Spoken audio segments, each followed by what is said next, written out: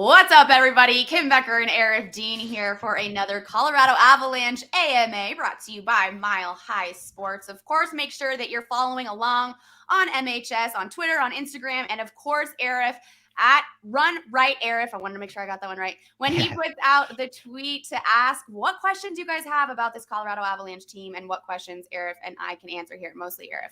So, with that said, let's talk about the winning weekend that the Avs had, though, Aarif. A very successful one for this Colorado Avalanche team. They're home tonight, but let's kind of recap the weekend. What did you see out of this team? Yeah, just quick correction. They are on the road tonight. They are in Dallas. Yes, they are. So 3-game road trip, but you know what? They're 2-0 so far. So obviously the first game was on Thursday. Just an incredible performance by Pavel Francouz. 48 shots against. He made 46 saves. The Avalanche won 3-2 in overtime. They got outshot 48-15.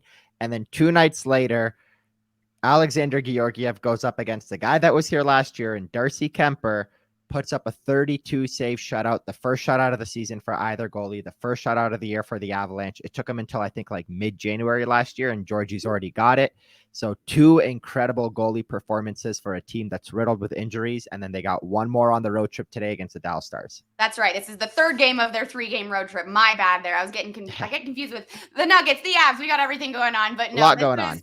Such a good game for them. I mean, your heart hurts a little bit for Darcy Kemper, seeing that kind of come about, in the team he now plays for. But hey, we needed the successful win for the Avs. The Avs have won 6 of their 7 games in November. Is that correct, Aarif? That is correct. The one loss came against the St. Louis Blues in a tough-fought battle at Ball Arena. I love it. Okay, well, you touched on the goalies a little bit. We have Georgiev and Frankie. They've been in net. They've been doing awesome. We had one question from a fan, and they said, "Are these two goalies the best goalie tandem in the league right now?"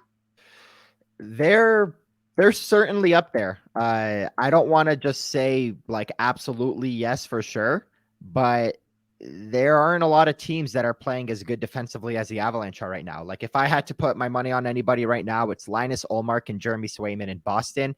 They've only given up 37 goals in 18 games. For reference, the Avalanche have given up 40 goals in 2 fewer games. So the Bruins look pretty dang good right now. They're 16-2, and their goalies are playing incredible hockey. The 2 in Vegas are playing great as well. Winnipeg, Connor Hellebuck's on a bit of a heater right now. But I would say right now, the only team that I would probably say has a better tandem all around than the Avalanche right now is the Boston Bruins. And I say that because I think we need to kind of remember Frankie started 0-3. I know he's won his last 2 games against Carolina, but I think it's too early to say the Avalanche have the best goalie tandem, but they absolutely are one of the best. I feel like it's too early to say a lot of things, which is why I always 100%, love your opinion on these things, because I get a little nervous to be too confident in how I'm feeling about calling something the best this early for sure. But yesterday, real quick on the podcast, I got a question of, is Nathan MacKinnon the early favorite for the Hart Trophy? And I'm just like, look, like Nathan MacKinnon to us, yeah, he's absolutely the early favorite to the Hart Trophy. But the people in Boston, it's Linus Ullmark. To the people in New Jersey, it's Nico Hischier. To Edmonton, it's Connor McDavid. Sure. Every team's got one of those guys right now. We're just so fixated on the Avalanche that it's just far too early to answer those kind of absolute questions. But for good reason. We're fixed on the Avalanche for very good reason. I mean, they're still doing great. But no, I feel you there. I still feel like it's way too early. We've got, 82 games so far? Or 82 games in the total season. We're only at 15 or 16 here for some of these teams. So got a ways to go. But let's talk about Alex Newhook. Another question from a fan said, Newhook has played better recently. Do you think he just needed a pep from head coach Jared Bednar? So yeah, he did get a little bit of a pep talk there from Jared last week. He has been better. Has he been as good as I thought he would, or as good as he was last year? I don't even think he's there yet. And that's 2 notches below where the Avalanche and where we hoped he would be, kind of stepping into that role as a second line center and elevating his play as a 21, 22-year-old. Is he playing better? The short answer is yes. But if you ask me today on November 21st, like you said, it's still too early for a lot of these questions. But if you ask me today on November 21st, is Alex Newhook, let's go 2-parter. Is Alex Newhook going to be the second line center after the trade deadline with a healthy lineup? I would say no, because I think they're going to go out and acquire somebody. The second question that I'm even willing to ask, given his play so far this season, and again, I know it's early and things could change, but is it even a guarantee that Alex Newhook is not a healthy scratch when the playoffs begin? And I'm still going to say, no, it's not a guarantee that he's in the lineup, because he was a healthy scratch to start the playoffs last year. Mm. It was the third line had Burakovsky and Abe Kubel on it, and he kind of sat for a few games before injuries and before he got back in the lineup. So has he been better? Yes. Is it the level of where the Avalanche needs so far on November 21st? Not yet. Mm. No, I like that answer. See, we're getting to the good stuff here. And what we really should do is in a few months down the line is listen back to some of these and see just how right fans were about some of this stuff. Yeah, it's definitely some hot takes to be had right now at this time of the year. But you know what, man? Like for the Avalanche being 10-5-1 at this point of the season with the injuries that they have, I will absolutely take being wrong on an Alex Newhook opinion than anything else right now. Absolutely. And like you said, they've got a great record heading into tonight's game. We'll get to a little preview on that one here in a minute, but you were also talking about the injuries, how banged up this team is. They're still able to produce. They're still able to get the job done at times, but do you have a general injury update for us? I know Nichushkin, Helm, Sam Girard, Byram, all of these guys probably need a little bit of an update before heading into tonight's game. So Aarif, you take the floor. Kim, I'm going to be honest with you. There are no updates. There has been nothing yet. So, okay, let's kind of recap. Let's recap these injuries. A couple of weeks ago, the Avalanche said Nichushkin would be out a month. We're 2 weeks into that. I would assume that we'll get an update from Jared Bednar when the Avalanche are back in town Wednesday for a home game. Okay. As of right now, that's progressing as planned. Okay. Samuel Girard, day-to-day on November 5th. It is November 21st. The days have gone on day to day, 16 days in a row. The latest update was still day to day. Bowen Byram, November 5th, 6th, around that same time in Finland, week to week. We are at what now? The third week since that week to week. So I guess it's still progressing as a week to week, but we haven't had any updates. And Darren Helm is the interesting one because we were never given a timeline on him at any time. The Avalanche kind of were a little concerned with the issues that he had. I believe it's something regarding his abdomen, and he had to have some kind of a core procedure done. But like, for example, even Gabe Landeskog, the one we're not talking about, we were told 3 months, and obviously we're not talking about him because we're 2 or 3 weeks into a 3 month or maybe a month into a 3 month recovery timeline. Darren Helm, we were never really given a timeline. So Nichushkin, it's 2 weeks too early to kind of talk about if he's going to be on schedule, behind schedule, or ahead of schedule.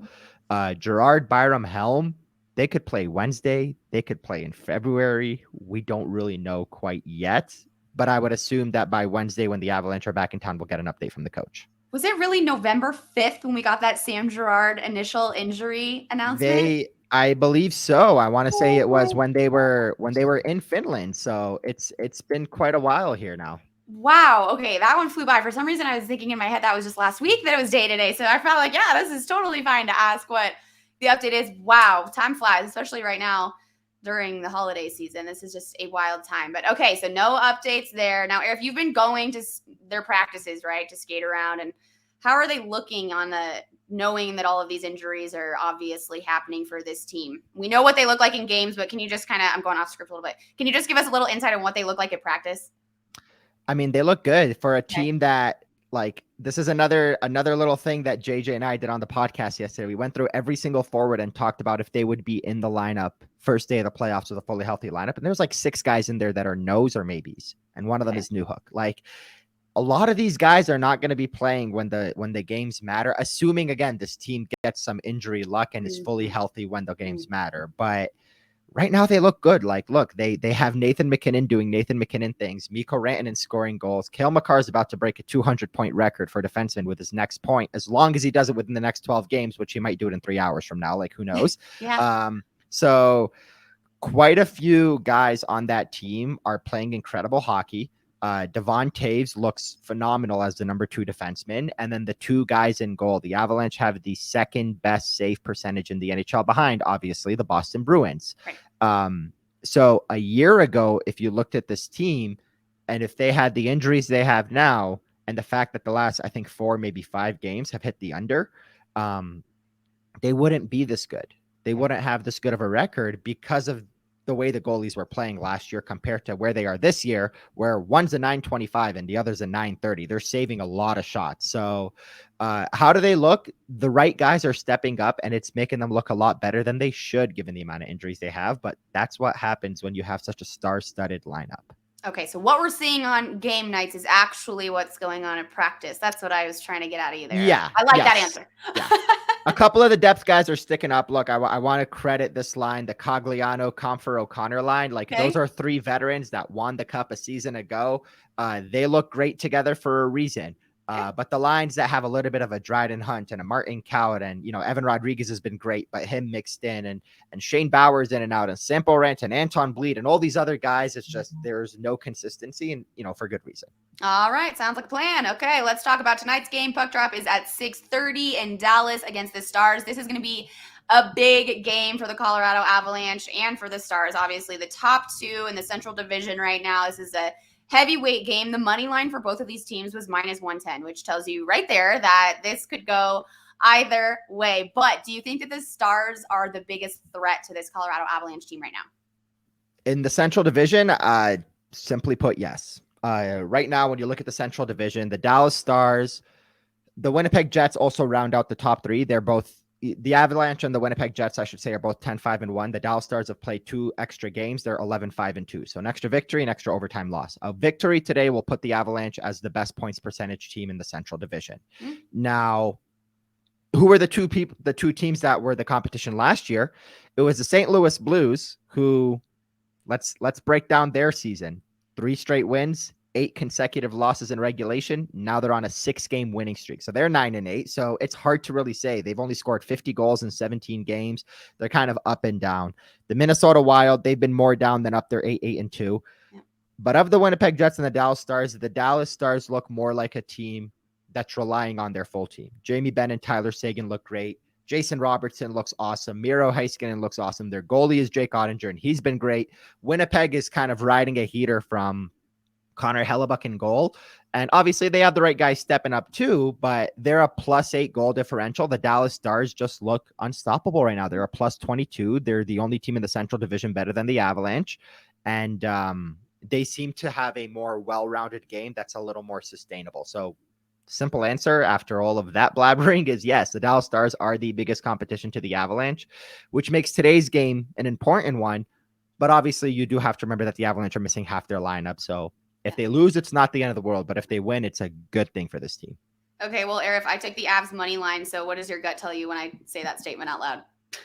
My gut tells me this team's finding ways to win, and they're going to do it again. Yeah, I would say it's not a bad by any means bet to take the Avalanche tonight. Absolutely. No. Yeah, and like I said, it was -110 for both teams. So obviously on paper, these two teams compare pretty similarly. But I had a little gut feeling that maybe the Avs will figure out a way to do it on their last road trip tonight in Dallas. But we are heading in to Thanksgiving, Aarif. Thursday is Thanksgiving. We've got a holiday week here. It's absolutely unbelievable how fast time is flying. But I thought this was a great question. What should the Avs be most thankful for during this holiday season? I can't even say 3 players. I was gonna say Cale Makar, Nathan MacKinnon, and Georgiev, but I'm gonna change it. I'm gonna say their leadership. Okay, I like that. The guys at the top, they are so beyond thankful that without their captain, after losing, like, look, let's face it, a couple weeks ago or a month ago, before the injury started to mount, we were worried about the Avalanche losing Burakovsky and Kadri. That's not even a conversation anymore because Landeskog is out and has been out. Darren Helm is out. Nichushkin is out. Sam Girard, Bowen Byram. You're missing all of these pieces, but it's Nathan MacKinnon, it's Cale Makar, it's Mikko Rantanen, and it's Alexander Georgiev. You're thankful for your top guys, even Arturi Lehkonen, even Devon Taves, those 5 or 6 guys at the top. Your top 3 forwards, your top 2 defensemen, and your top goalie. You're thankful for that all-star team right there, because without them, the Avalanche are nowhere close to 10-5-1. And more importantly, 6-1 in their last 7 games and riding a great streak into the holiday. An absolutely phenomenal streak into the holiday. And I'm going to say that with confidence so that they can also win me some money tonight. That would be great. But Aarif, I appreciate it so much. This was another AMA for the Colorado Avalanche brought to you by Mile High Sports. I am Kim Becker. He is Aarif Deen. Make sure you guys are paying attention on Twitter when Aarif puts out that tweet and asks all of you to send in the questions you want to know the answers to most when it comes to your Colorado Avalanche. Aarif, have a great Thanksgiving. I will see you next Monday. Thank you very much. You as well. See you then.